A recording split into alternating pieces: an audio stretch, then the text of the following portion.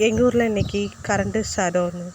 அதனால் நல்லா இயற்கை காற்றோட இயற்கையாக காற்று வாங்கிட்டுருக்கோம். யாருக்கெல்லாம் இயற்கையை பிடிக்கும் என்று கமெண்டில் சொல்லுங்கள்.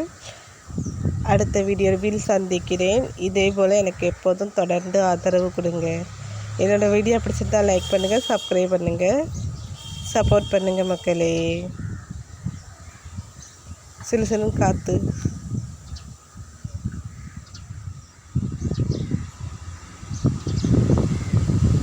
இங்கே ரொம்ப காற்றடிக்குது.